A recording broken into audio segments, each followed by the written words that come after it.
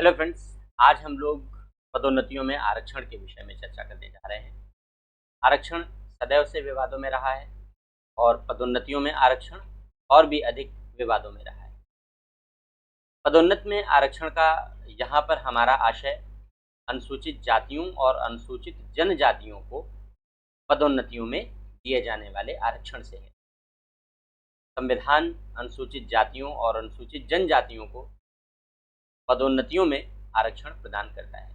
लोक नियोजन में सरकारी नौकरियों में पदोन्नतियों में आरक्षण प्रदान करता है और यह आरक्षण विवादों के घेरे में रहा है।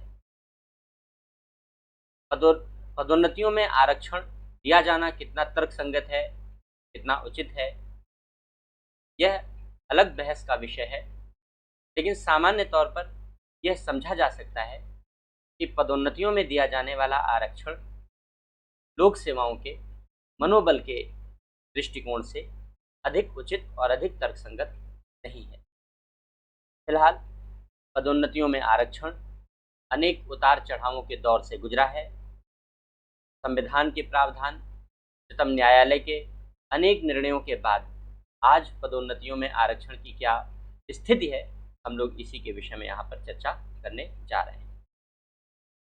तो पदोन्नति में आरक्षण के विषय में क्या प्रावधान है, हम लोग इस बात की चर्चा करेंगे।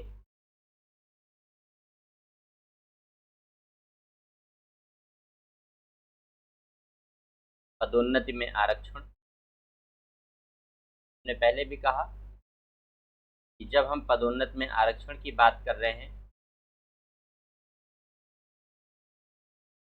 रिजर्वेशन इन प्रमोशन की बात कर रहे हैं, तो रिजर्वेशन इन प्रमोशन का मतलब है हमारे लिए SC ST कैंडिडेट के रिजर्वेशन में और SC एंड ST, केवल अनुसूचित जाति और अनुसूचित जनजाति। इस मामले की शुरुआत होती है इंदिरा साहनी बनाम भारत संघ के मामले से। इंदिरा साहनी के मामले से आप भली भांति परिचित हैं। इंदिरा साहनी बनाम भारत संघ का मामला उच्चतम न्यायालय के द्वारा डिसाइड किया गया आरक्षण के संदर्भ में एक महत्वपूर्ण मामला है, लैंडमार्क जजमेंट है और यही भारत में आरक्षण के लिए एक प्रमुख मार्गदर्शक सिद्धांत के रूप में कार्य करता है। 16 नवंबर 1992 का जजमेंट है। तो कहीं पर 1992 की तारीख लिखी मिलती है इस केस के लिए, लेकिन ऑल इंडिया रिपोर्टर 1993 है, इसलिए 1993 का भी वर्ष लिखा मिलता है इंदिरा साहनी बनाम भारत संघ के मामले में। हम लोग इंदिरा साहनी बनाम भारत संघ के मामले की चर्चा यहाँ पर नहीं कर रहे हैं। ये एक बड़ा केस है, बहुत सारे जजमेंट हैं, इसमें चर्चा हम लोग अलग वीडियो में करेंगे। हम लोग अपने टॉपिक पर आते हैं, पदोन्नति में आरक्षण के। इंदिरा साहनी बनाम भारत संघ के मामले में उच्चतम न्यायालय ने पदोन्नति में आरक्षण को अस्वीकार कर दिया। न्यायालय ने कहा कि पदोन्नति में आरक्षण नहीं दिया जाएगा। लेकिन न्यायालय ने एक बात यह कही कि 5 वर्षों के लिए छूट होगी, यानी 5 वर्षों के लिए आरक्षण दिया जा सकता है और ये छूट 16 नवंबर 1992 से दी गई। 16 नवंबर 1992 जब जजमेंट आया, उसके बाद से न्यायालय ने कहा कि भाई 5 वर्षों के लिए छूट दी जा सकती है, क्योंकि जो रिप्रेजेंटेशन है वो बहुत कम रहा है। लेकिन इसके बाद पदोन्नतियों में आरक्षण की व्यवस्था मान्य नहीं होगी। अब अनुसूचित जातियों जनजातियों के लिए इस प्रकार पदोन्नतियों में आरक्षण अमान्य हो गया। लेकिन राजनीति पदोन्नतियों में आरक्षण देना चाहती थी। नतीजा ये हुआ कि इस दिशा में संसद ने पहल की और संसद ने उच्चतम न्यायालय के इस निर्णय को रद्द करने के लिए, पलटने के लिए, ओवररूल करने के लिए 77वां संविधान संशोधन पारित किया और इस 77th कॉन्स्टिट्यूशनल अमेंडमेंट 1995 में पारित किया गया और इस संविधान संशोधन के माध्यम से संसद ने संविधान में अनुच्छेद 16(4)A जोड़ा, article 16(4)A was added in constitution, ये जोड़ा गया और इस अनुच्छेद के अंतर्गत SC/ST को, अनुसूचित जाति और अनुसूचित जनजातियों को पदोन्नति में आरक्षण की व्यवस्था कर दी गई कि अगर उनका रिप्रेजेंटेशन पर्याप्त नहीं है और राज्य उचित समझता है तो पदोन्नतियों में आरक्षण दिया जाएगा। अब पदोन्नतियों में आरक्षण संवैधानिक हो गया, लेकिन अब अनुसूचित जाति जनजाति को पदोन्नतियों में आरक्षण दिए जाने से एक नई विसंगति पैदा हो गई। कौन सी विसंगति पैदा हो गई? वो हुआ ये कि मान लीजिए अगर किसी भी पोस्ट पर कोई अनरिजर्व व्यक्ति यानी जनरल कैंडिडेट जिसे कह देते हैं और SC या ST कैंडिडेट कार्य कर रहा है, जनरल कैंडिडेट पहले से कार्य कर रहा है या और SC/ST कैंडिडेट ने बाद में उस पद पर ज्वाइनिंग ली है। नतीजा ये है कि जनरल कैंडिडेट उस पद पर उससे सीनियर है और SC/ST कैंडिडेट उसी पद पर कार्य करते हुए उसका जूनियर है, क्योंकि उसने बाद में ज्वाइनिंग ली है, वो बाद में सिलेक्शन पाया है। अब अगर प्रमोशन की बारी आती है और जनरल कैंडिडेट के लिए ऊपर जगह नहीं है, वैकेंसी नहीं है और वो प्रमोट नहीं हो पाया और SC/ST कैंडिडेट के लिए यहाँ पर वैकेंसी क्रिएट हो गई और SC/ST कैंडिडेट पहले प्रमोट हो गया, पहले प्रमोशन पा गया ये। अब अगर ये पहले प्रमोशन पा गया और बाद में जब जनरल कैंडिडेट की वैकेंसी क्रिएट होती है और जनरल कैंडिडेट बाद में प्रमोशन पाता है कि पहले प्रमोशन पा गया और ये नंबर 2 पर बाद में इसे प्रमोशन मिलता है, तो प्रश्न ये उत्पन्न होता है कि SC/ST कैंडिडेट को पहले प्रमोशन मिला है, क्या वह जनरल कैंडिडेट का सीनियर माना जाएगा या फिर जनरल कैंडिडेट अपनी सीनियरिटी को फिर से मेंटेन कर पाएगा? क्योंकि इस पोस्ट पर तो जनरल कैंडिडेट सीनियर था, लेकिन प्रमोशन SC/ST कैंडिडेट को पहले मिला है, इसलिए या इस पद पर तो SC/ST कैंडिडेट पहले सीनियर हो गया, जनरल कैंडिडेट जूनियर हो गया। अब ये विसंगति हो गई कि पहले जनरल कैंडिडेट सीनियर था, SC/ST कैंडिडेट उसका जूनियर था, प्रमोशन के बाद SC/ST कैंडिडेट उसका सीनियर हो गया क्योंकि उसे प्रमोशन का चांस पहले मिल गया और जनरल कैंडिडेट को बाद में मिला, इसलिए जनरल कैंडिडेट उसका जूनियर हो गया। ये तो अजीब सी विसंगति उत्पन्न हो गई। नतीजा ये हुआ कि इस विसंगति का समाधान दिया उच्चतम न्यायालय ने अजित सिंह के मामले में। अजित सिंह बनाम पंजाब राज्य के मामले में उच्चतम न्यायालय ने इसी समस्या को संबोधित किया और उच्चतम न्यायालय ने कैचअप रूल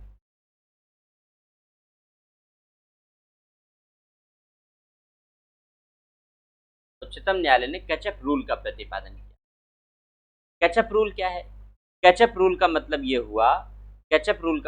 हुआ कि अभी तक जो जनरल कैंडिडेट था, ये जनरल कैंडिडेट SC/ST कैंडिडेट के बाद प्रमोट हुआ है। SC/ST कैंडिडेट के बाद प्रमोट हुआ है, तो ऐसी दशा में कैचअप रूल ये कहता है कि ये अपनी सीनियरिटी को कैचअप कर लेगा। इसका मतलब ये हुआ कि पदोन्नति के बाद जो ये जनरल कैंडिडेट है, इस जनरल कैंडिडेट की जो वरिष्ठता है, जो सीनियरिटी है, वो बनी रहेगी, वो कैचअप कर लेगा उसे और वो अपनी वरिष्ठता फिर से मेंटेन कर लेगा, भले ही SC/ST कैंडिडेट पहले प्रमोट हो चुका है। 1996 में उच्चतम न्यायालय ने अजीत सिंह बनाम पंजाब राज्य के मामले में इस कैचअप रूल के विषय में यहाँ पर निर्णय दिया। अब इस कैचअप रूल ने एक नया विवाद खड़ा कर दिया। यह नया विवाद SC/ST कैंडिडेट की तरफ से होने लगा। उन्होंने कहा कि भाई जब पहले मैं प्रमोट हो गया तो मैं सीनियर, जनरल कैंडिडेट क्यों सीनियर? इसलिए जो कैचअप रूल है वो विवादों में घिर गया। और इसी के साथ साथ इसी दौरान विनोद सिंह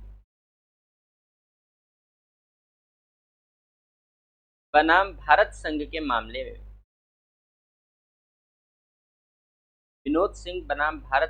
मामले में उच्चतम न्यायालय ने यह कहा कि आर्टिकल 335 एडमिनिस्ट्रेटिव एफिशिएंसी की बात करता है,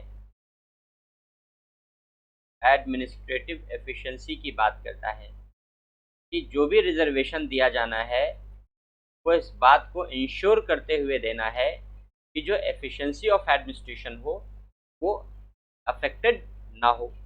तो इसलिए इन्होंने कहा कि विनोद सिंह के मामले में कहा गया कि अगर अनुसूचित जातियों और जनजातियों को प्रमोशन देना है और या उन्हें नियुक्तियां देनी है, उन्हें रिजर्वेशन देना है, तो रिजर्वेशन देने में अगर उनके क्वालिफाइंग मार्क्स कम किए जाते हैं या उनके इवैल्यूएशन का स्टैंडर्ड ऑफ इवैल्यूएशन कम किया जाता है, तो अगर उनके क्वालिफाइंग मार्क्स या स्टैंडर्ड ऑफ इवैल्यूएशन कम किए जाते हैं तो एडमिनिस्ट्रेटिव एफिशिएंसी के अगेंस्ट होंगे, इसलिए इसकी इजाज़त नहीं होगी, इसकी इजाज़त नहीं होगी।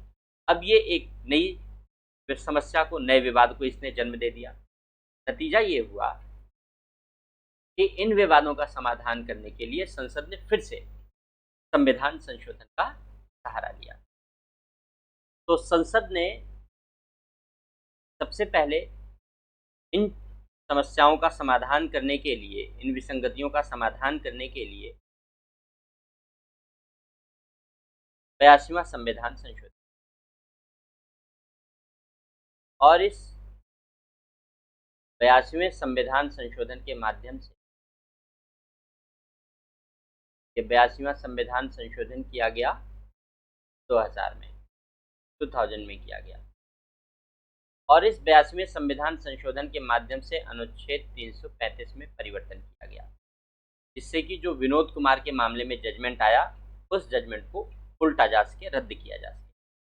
तो विनोद कुमार के मामले में जो जजमेंट आया उसको रद्द कर दिया गया 82वें संविधान संशोधन के माध्यम से। अनुच्छेद 335 में एक परंतु जोड़ा गया, प्रोवाइजो जोड़ा गया, और इसमें ये प्रावधान कर दिया गया कि अनुसूचित जातियों और अनुसूचित जनजातियों के रिजर्वेशन के लिए, उनके आरक्षण के लिए जो अर्हक अंक हैं यानी क्वालिफाइंग मार्क्स हैं, वो क्वालिफाइंग मार्क्स कम किए जा सकते हैं, हटाए जा सकते हैं, और जो उनके इवैल्यूएशन का मानक है यानी जो मूल्यांकन का मानक है, स्टैंडर्ड ऑफ इवैल्यूएशन है, जो स्टैंडर्ड ऑफ इवैल्यूएशन है, मूल्यांकन का मानक है, वो भी कम किया जा सकता है। ये दोनों चीज़ें कम की जा सकती हैं और 82वें संविधान संशोधन के माध्यम से ये प्रावधान है। अब जो दूसरा प्रश्न था कि सीनियरिटी कौन मेंटेन करेगा, तो इस प्रश्न का उत्तर खोजा संसद ने फिर 85वें संविधान संशोधन के माध्यम से। संसद ने अगला संविधान संशोधन किया, 85वां संविधान संशोधन, 85 कॉन्स्टिट्यूशनल अमेंडमेंट किया, 2001 में किया गया, और इस 85वें संविधान संशोधन के माध्यम से, इस 85 कॉन्स्टिट्यूशनल अमेंडमेंट के माध्यम से संसद ने अनुच्छेद 16(4)A आर्टिकल 16(4)A में संशोधन किया, और आर्टिकल 16(4)A में पारिणामिक ज्येष्ठता शब्द का प्रयोग कर दिया।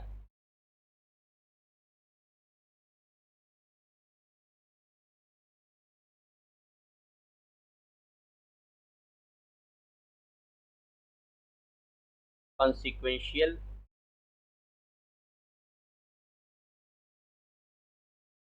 सीनियरिटी शब्द का उपयोग कर दिया कि अब जो सीनियरिटी होगी वो कॉन्सिक्वेंशियल सीनियरिटी होगी, पारिणामिक ज्येष्ठता होगी। इस पारिणामिक ज्येष्ठता ने, अब क्या है पारिणामिक ज्येष्ठता, इसको समझते हैं। संसद ने 85वां संविधान संशोधन करके अजित सिंह के मामले में जो निर्णय आया था उसको रद्द कर दिया। 82वां संविधान संशोधन करके विनोद सिंह के मामले के निर्णय को रद्द कर दिया, कैंसिल कर दिया। जो 85th कॉन्स्टिट्यूशनल अमेंडमेंट था, 85वां संविधान संशोधन था 2001, इसके माध्यम से जो अजित सिंह के मामले में जजमेंट आया था उस अजित सिंह के मामले में जजमेंट को रद्द कर दिया। और अजित सिंह के मामले में क्या जजमेंट था? अजित सिंह के मामले में जजमेंट था कैचअप रूल। अजित सिंह के मामले में जजमेंट था कैचअप रूल। तो संसद ने इस कैचअप रूल को खत्म कर दिया, समाप्त कर दिया और उसकी जगह पर पारिणामिक ज्येष्ठता यानी कंसिक्वेंशियल सीनियरिटी शब्द को शामिल कर दिया। कॉन्सिक्वेंशियल सीनियरिटी का मतलब क्या है? कॉन्सिक्वेंशियल सीनियरिटी का मतलब क्या है? पारिणामिक ज्येष्ठता का मतलब क्या है? इसका मतलब वही हुआ कि मान लीजिए अब किसी भी पोस्ट पर, किसी भी पद पर कोई जनरल कैंडिडेट है और कोई SC ST कैंडिडेट है। जनरल कैंडिडेट पहले से इस पद पर कार्य कर रहा है, SC ST कैंडिडेट ने बाद में इस पद पर ज्वाइनिंग ली है, कई वर्षों के बाद ली है। तो जनरल कैंडिडेट इस पद पर सीनियर है, SC ST कैंडिडेट उस पद पर उसका जूनियर है। इसका मतलब ये है कि जब प्रमोशन की बारी आएगी तो प्रमोशन के लिए जनरल कैंडिडेट पहले एलिजिबल होगा, SC ST कैंडिडेट बाद में एलिजिबल होगा। लेकिन अगर SC ST कैंडिडेट के लिए प्रमोशन के लिए पद पहले से रिक्त है तो SC ST कैंडिडेट मान लीजिए पहले प्रमोट हो गया, नंबर 1 पे उसका प्रमोशन हो गया और बाद में जब जनरल कैंडिडेट के लिए जगह वहाँ पर वैकेंट हुई तो नंबर 2 पर जनरल कैंडिडेट प्रमोटेड हो गया, जनरल कैंडिडेट प्रमोटेड हो गया। अब जो कैचअप रूल था वो ये कहता था कि जनरल कैंडिडेट अपनी सीनियरिटी को आगे मेंटेन कर लेगा, कैचअप कर लेगा। लेकिन इस रूल को रद्द कर दिया गया 50वें संविधान संशोधन के माध्यम से, 85th कॉन्स्टिट्यूशनल अमेंडमेंट के माध्यम से, 2001 के माध्यम से, और पारिणामिक ज्येष्ठता शब्द शामिल कर लिया गया। इस पारिणामिक ज्येष्ठता शब्द का मतलब ये है कि SC ST कैंडिडेट ने प्रमोशन के बाद, SC ST कैंडिडेट ने प्रमोशन के बाद जो सीनियरिटी पाई है वही सीनियरिटी उसके टिल सर्विस पीरियड तक मेंटेन रहेगी, पूरे सर्विस पीरियड तक मेंटेन रहेगी। यानी पहले जो जनरल कैंडिडेट कैचअप कर लेता था इसे रद्द कर दिया गया, इसे समाप्त कर दिया गया। अब ये कैचअप नहीं कर पाएगा। यानी पहले पोस्ट पर भले ही general candidate SC ST candidate का सीनियर था, लेकिन अगर प्रमोशन के बाद SC ST candidate general candidate का सीनियर हो जाता है तो अब आगे के सर्विस पीरियड में SC ST कैंडिडेट ही जनरल कैंडिडेट का सीनियर बना रहेगा, SC ST कैंडिडेट ही जनरल कैंडिडेट का सीनियर बना रहेगा, यही सीनियरिटी एंजॉय करेगा। और जनरल कैंडिडेट जो प्रमोशन से पहले SC ST कैंडिडेट का सीनियर था, अब पूरे सर्विस पीरियड में वो SC ST कैंडिडेट का, वो पूरे सर्विस पीरियड में वो SC ST कैंडिडेट का जूनियर बनकर रह जाएगा। तो पूरे सर्विस पीरियड में वो SC ST कैंडिडेट का जूनियर बनकर रह जाएगा। फिलहाल आप तर्क के आधार पर समझ रहे होंगे कि ये बात कितनी उचित और तर्कसंगत है। लेकिन 85th कॉन्स्टिट्यूशनल अमेंडमेंट के जरिए तो कॉन्सिक्वेंशियल सीनियरिटी पद शामिल किया गया। इस कॉन्सिक्वेंशियल सीनियरिटी का निष्कर्ष ये है कि SC ST कैंडिडेट अगर पहले प्रमोटेड हो गया, पहले वैकेंसी होने की वजह से जनरल कैंडिडेट जो उससे सीनियर था वो उससे जूनियर हो जाएगा और SC ST कैंडिडेट सीनियर रहेगा और यही सीनियरिटी उसकी पूरे सर्विस पीरियड में मेंटेन रहेगी। इसी को कॉन्सिक्वेंशियल कहा गया कि जो सीनियरिटी SC ST कैंडिडेट को प्रमोशन के जरिए मिल जाएगी। 16(4) प्रमोशन की बात करता है, प्रमोशन में रिजर्वेशन की बात करता है। तो जो सीनियरिटी मिल जाएगी प्रमोशन में रिजर्वेशन के बाद, वही सीनियरिटी परिणाम होगी उसके लिए पूरे सर्विस पीरियड के लिए, वही मेंटेन रहेगी, इसे बदला नहीं जा सकता। तो ये 85th कॉन्स्टिट्यूशनल अमेंडमेंट के बाद निर्णय आया। अब 85th के बाद भी जो प्रमोशन में रिजर्वेशन था वो विवादों में समाप्त नहीं हुआ, बल्कि एक नया मामला सामने आया नागराज बनाम भारत संघ के मामले में। नागराज बनाम भारत संघ के मामले में जितने भी अभी भी संशोधन किए गए थे, उच्चतम न्यायालय ने जितने भी निर्णय दिए थे उनको रद्द करते हुए जितने संविधान संशोधन किए गए, उन सभी संविधान संशोधनों को चैलेंज किया गया। 77th कॉन्स्टिट्यूशनल अमेंडमेंट को चैलेंज किया गया, जिसके जरिए 16(4)A जोड़ा गया और रिजर्वेशन दिया गया। 81st को चैलेंज किया गया। 81st हमने नहीं पढ़ा, कैरी फॉरवर्ड रूल है, वो यहाँ पर प्रमोशन के लिए इम्पोर्टेंट नहीं था, इसलिए हमने उसको नहीं फोकस किया। तो 81st कॉन्स्टिट्यूशनल अमेंडमेंट को चैलेंज किया गया। 82nd को चैलेंज किया गया। 85th को चैलेंज किया गया। इन सभी संविधान संशोधन को चुनौती दी गई। ये अपने आप में एक बड़ा प्रश्न था कि रिजर्वेशन का स्वरूप क्या होगा, और उच्चतम न्यायालय के लिए एक बड़ा यक्ष प्रश्न था ये निर्धारित करने का, क्योंकि अगर न्यायालय कोई निर्णय देता तो संसद फिर संविधान संशोधन के जरिए पलट देती। तो फिलहाल उच्चतम न्यायालय ने आर्टिकल 16(4)A को संवैधानिक माना, यानी 77वें संविधान संशोधन को, 81वें को, 82वें को, 85वें को, सब को ठीक माना। ठीक है, संसद ने जो उलटफेर कर दिया वो ठीक है। और न्यायालय ने कॉन्सिक्वेंशियल सीनियरिटी को, यानी जो 85th अमेंडमेंट के बाद जो कॉन्सिक्वेंशियल सीनियरिटी शब्द जोड़ा गया, पारिणामिक ज्येष्ठता शब्द जोड़ा गया, उसको भी संवैधानिक मान लिया। इन सारे निर्णयों, इन सारे संविधान संशोधनों को उच्चतम न्यायालय ने संवैधानिक मान्यता दे दी। ठीक है, सारे के सारे संवैधानिक है। लेकिन उच्चतम न्यायालय ने जो 2-3 बातें कही वो इम्पोर्टेंट कही। उच्चतम न्यायालय ने कहा कि SC/ST कैंडिडेट के लिए, no automatic right to promotion to reservation in promotion. न्यायालय ने कहा कि there is no automatic right to reservation. मैं न्यायालय की भाषा ही लिख रहा हूँ, जो न्यायालय की लैंग्वेज है। Automatic right to reservation in promotion for SC।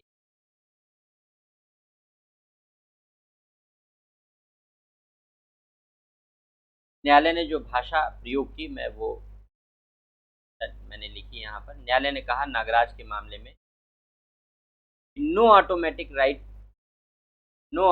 Right to reservation in promotion for SC/ST के लिए जो प्रमोशन में रिजर्वेशन है, वो स्वचालित अधिकार नहीं है। और इसके लिए जो आर्टिकल 16(4)A है और आर्टिकल 16(4)B है, these are enabling provision।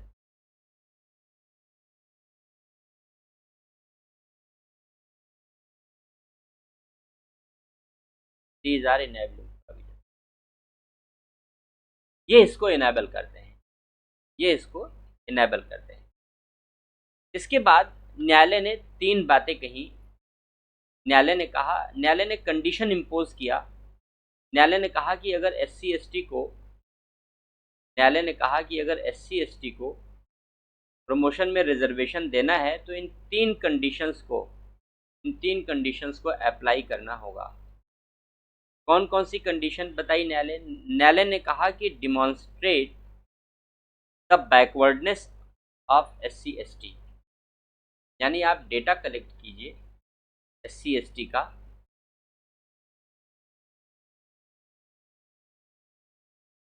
Demonstrate the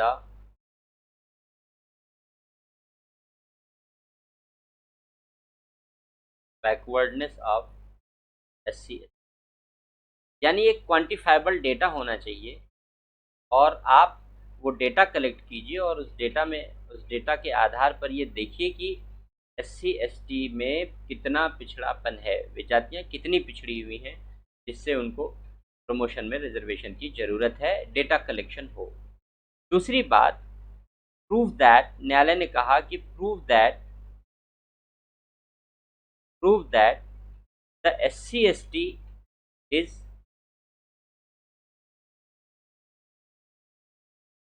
न्यायालय ने कहा कि ये प्रूव कीजिए कि जो SC/ST हैं ये इनएडिक्वेटली रिप्रेजेंटेड, SC/ST आर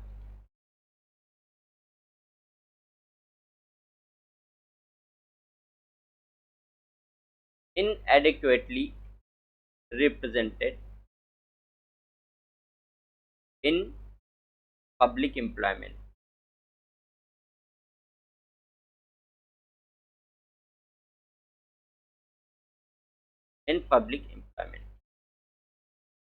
यानी ये प्रूव करना पड़ेगा, ये प्रूव कीजिए, ये सिद्ध कीजिए कि जो SC/ST कैंडिडेट हैं इनका जो पर्याप्त प्रतिनिधित्व होना चाहिए वो नहीं है। यानी एक तो डेटा कलेक्ट कीजिए, दूसरा ये दिखाइए कि अपर्याप्त प्रतिनिधित्व है, यानी ये दिखाइए कि ये प्रूव कीजिए कि सरकारी नौकरी में जिस पद के संगत उनको प्रमोट करने की बात चल रही है उस सेवा में उनका अपर्याप्त प्रतिनिधित्व है। पहला डेटा कलेक्ट हो, दूसरा अपर्याप्त प्रतिनिधित्व है, और तीसरा मेंटेन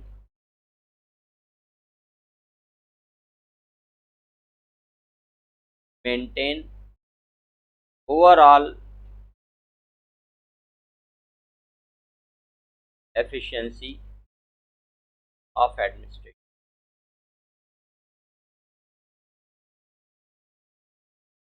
समझ रहे होंगे इस बात को कि जो प्रशासन की दक्षता है वह प्रशासन की दक्षता को मेंटेन करना है, बनाए रखना है, ये प्रभावित नहीं होनी चाहिए। अब मैंने अंडरलाइन इसलिए कर दिया क्योंकि अभी इसी एफिशिएंसी ऑफ एडमिनिस्ट्रेशन पर फिर एक अलग जजमेंट। तो ये नागराज बनाम भारत संघ का मामला था, काफ़ी पॉपुलर मामला है, काफ़ी चर्चा के केंद्र में रहा है अपने निर्णयों के कारण। अब नागराज के मामले में उच्चतम न्यायालय के द्वारा दिए गए निर्णय के बाद मामला खत्म नहीं हुआ। मामला इसलिए खत्म नहीं हुआ क्योंकि नागराज ने 3 शर्तें तय कर दी। नागराज ने 3 शर्तें लिख दी कि भाई क्वांटिफाइबल डेटा ले आओ, और ये भी दूसरा प्रूव करो कि इनएडिक्वेट रिप्रेजेंटेशन है सरकारी नौकरी में, और तीसरा एडमिनिस्ट्रेटिव एफिशिएंसी को मेंटेन करो जिस पर कोई ध्यान नहीं देता फिलहाल। 3 शर्तें लगा दी, लेकिन जो पहली 2 शर्तें थी उनमें जो पहली शर्त थी वो और भी ज़्यादा चैलेंजेबल थी। नतीजा ये हुआ कि नागराज के बाद कोर्ट ने इन शर्तों के आधार पर अनेक रिजर्वेशन को कैंसिल करना शुरू किया। तो फिर स्टेट फिर चिंता में आया क्योंकि उसका तो पॉलिटिकल एजेंडा डिवैल्यू हो रहा था, उसे तो अपने पॉलिटिकल एजेंडे का ख्याल था। इसलिए इस निर्णय को भी फिर चैलेंज किया जाने लगा, और नागराज के निर्णय को चैलेंज किया गया जरनैल सिंह के मामले में।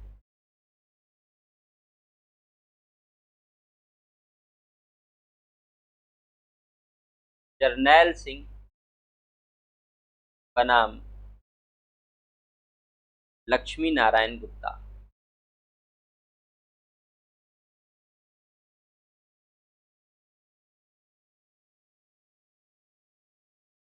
लक्ष्मी नारायण गुप्ता, जरनैल सिंह बनाम लक्ष्मी नारायण गुप्ता के मामले में 2018 का केस है, 2018 का डिसाइडेड केस है। और इस मामले में फिर से जो नागराज के मामले में जो जजमेंट था, नागराज के मामले में जजमेंट को चैलेंज किया गया, और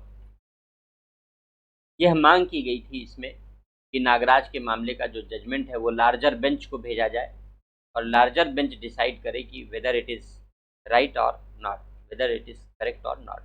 यानी उसको रिकन्सिडरेशन के लिए भेजा जाए।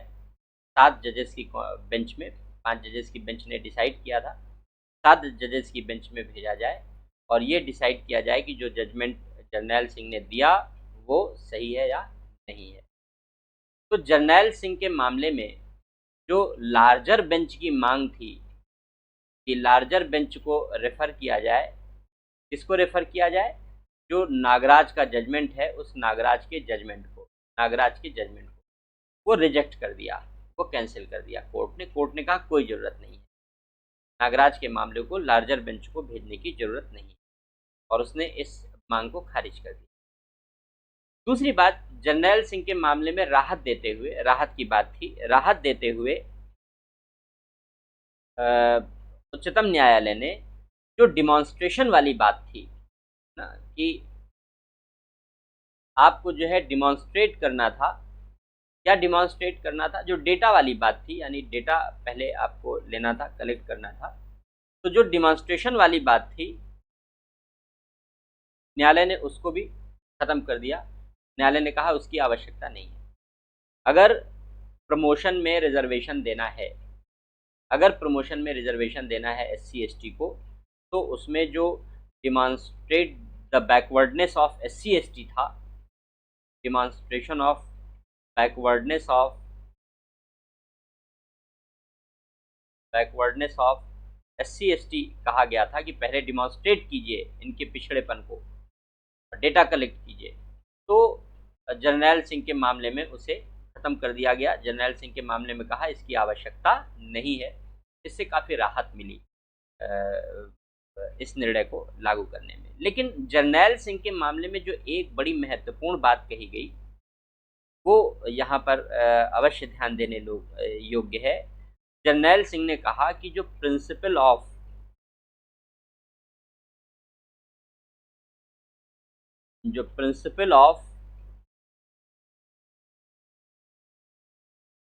क्रीमी लेयर एक्सक्लूजन है, principle of creamy layer exclusion है, वो SC ST के लिए लागू होना चाहिए, वो लागू होना चाहिए। Principal of creamy layer exclusion का मतलब क्या है?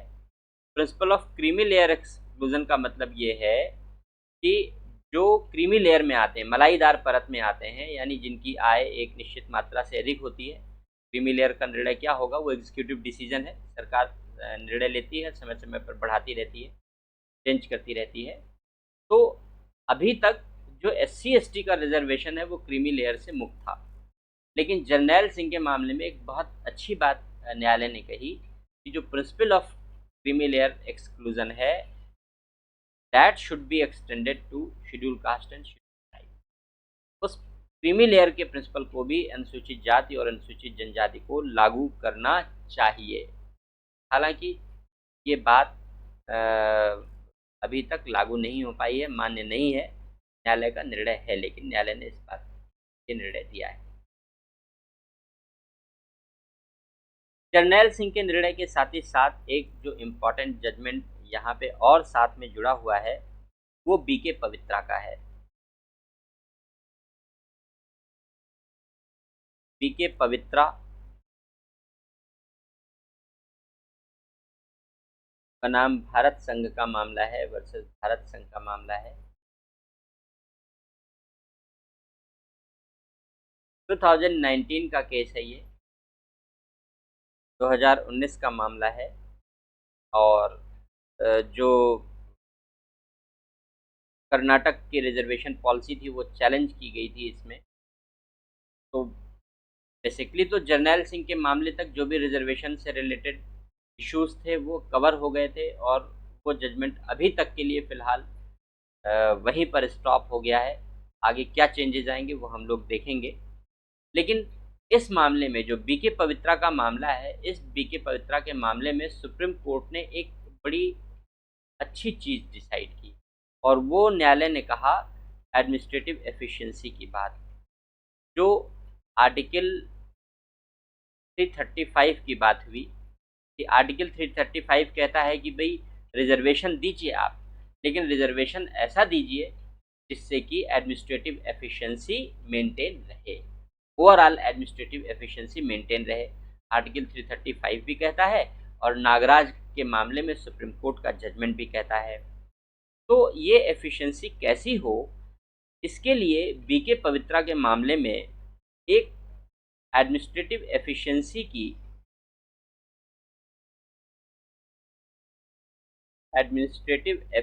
के लिए हम कह सकते हैं कि एडमिनिस्ट्रेटिव एफिशिएंसी के लिए एक नई इंक्लूसिव समावेशी डेफिनेशन दी गई है, एक नई समावेशी परिभाषा दी गई है, एडमिनिस्ट्रेटिव एफिशिएंसी की, जो पवित्रता के मामले में प्रतिपादित की। और आप इसे कह सकते हैं कि न्यायालय ने रिप्रेजेंटेटिव डेफिनेशन ऑफ एफिशिएंसी को इसमें इंट्रोड्यूस किया है। न्यायालय ने जो एडमिनिस्ट्रेटिव एफिशिएंसी की परिभाषा दी है वो रिप्रेजेंटेटिव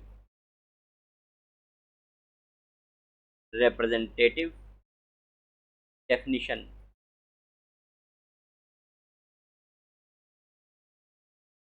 ऑफ एफिशिएंसी है। वो एक तरीके की रिप्रेजेंटेटिव डेफिनेशन ऑफ एफिशिएंसी। क्या कहा न्यायालय ने? न्यायालय ने कहा कि जो एफिशिएंसी है, उसको डिफाइन करना चाहिए, उसको परिभाषित करना चाहिए इन टर्म्स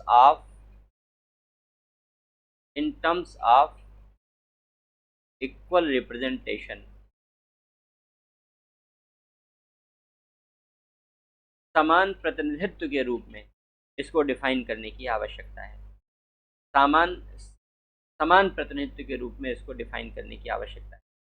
और न्यायालय ने जो स्टेटमेंट दिया, इस स्टेटमेंट को यहाँ पर कोट करते हैं। न्यायालय ने कहा कि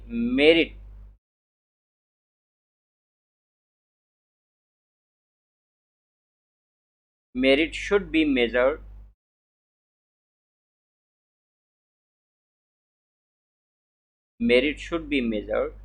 as an action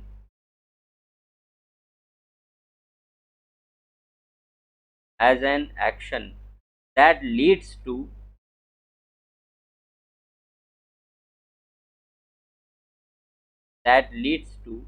societal good,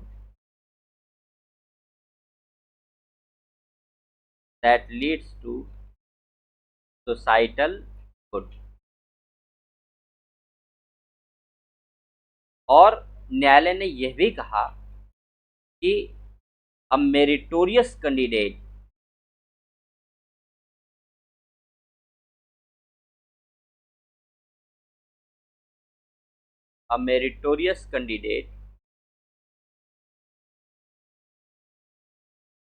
is not just one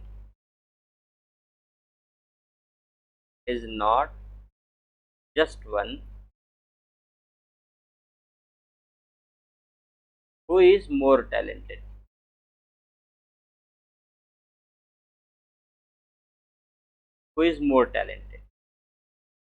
but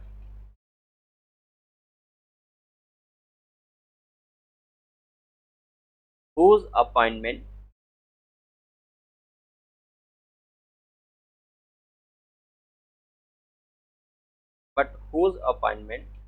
fulfills the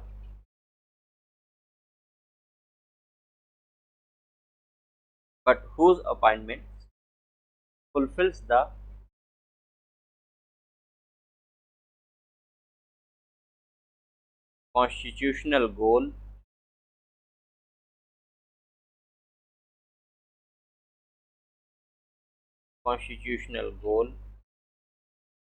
of uplifting SC ST। ये बात कही न्यायालय ने कहा कि मेरिट को यानी योग्यता को, एफिशिएंसी किससे मापी जानी है? योग्यता से मापी जानी। और merit should be measured an action that leads to societal good.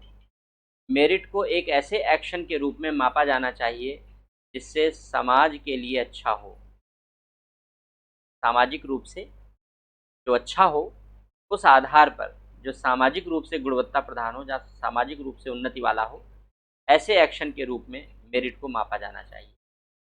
न्यायालय ने यह भी कहा कि a meritorious candidate is not just one who is more talented but whose appointment fulfils the constitutional goal of uplifting SC and ST. यानी एक meritorious candidate वो नहीं है जो टैलेंटेड है। न्यायालय ने कहा कि एक मेरिटोरियस कैंडिडेट वो नहीं है जो टैलेंटेड है, बल्कि एक मेरिटोरियस कैंडिडेट वह माना जाएगा जिसके अपॉइंटमेंट से संविधान के उन लक्ष्यों की पूर्ति होती है जो अनुसूचित जातियों और जनजातियों के उत्थान से जुड़े हैं, जो अनुसूचित जातियों और जनजातियों के उत्थान से जुड़े। तो अगर किसी व्यक्ति की नियुक्ति से संविधान के ऐसे लक्ष्यों की पूर्ति होती है, तब उसे एडमिनिस्ट्रेटिव एफिशिएंसी के रूप में माना जाएगा। यानी यह माना जाएगा कि वो एफिशिएंट है एडमिनिस्ट्रेशन करने में, प्रशासन चलाने में सक्षम है, जब वह समाज का भला कर सकता है और जब वह अनुसूचित जातियों और जनजातियों की उन्नति के लिए संवैधानिक लक्ष्यों को पूरा करने में सहायक है। और अगर वह यह उद्देश्य पूरा नहीं करता, इसके अलावा वह बहुत टैलेंटेड है, तो वह एडमिनिस्ट्रेटिव एफिशिएंसी के लिए मेरिटोरियस नहीं है, वह एडमिनिस्ट्रेटिव एफिशिएंसी के लिए योग्य नहीं है, सक्षम नहीं है। तो एडमिनिस्ट्रेटिव एफिशिएंसी को एक नए तरीके से डिफाइन करने की कोशिश की गई है इस बी के पवित्रा बनाम भारत संघ के मामले में 2019 के मामले में। तो स्वाभाविक सी बात है, बिल्कुल नया निर्णय है और नया केस है, नए तरीके का निर्णय है, इसलिए आने वाले एग्ज़ाम के लिए ये अत्यंत महत्वपूर्ण बना रह सकता है, अत्यंत महत्वपूर्ण हो सकता है। तो इस वीडियो में हम लोगों ने रिजर्वेशन के संबंध में चर्चा की और प्रमोशन में रिजर्वेशन के संबंध में चर्चा की, जो अनुसूचित जातियों जनजातियों की वर्णित है। संविधान में क्या प्रावधान किए गए हैं, लोगों ने उनकी चर्चा की और उच्चतम न्यायालय के निर्णयों के बाद क्या वर्तमान स्थिति है पदोन्नति की, लोगों ने इस वीडियो के लिए इतना ही।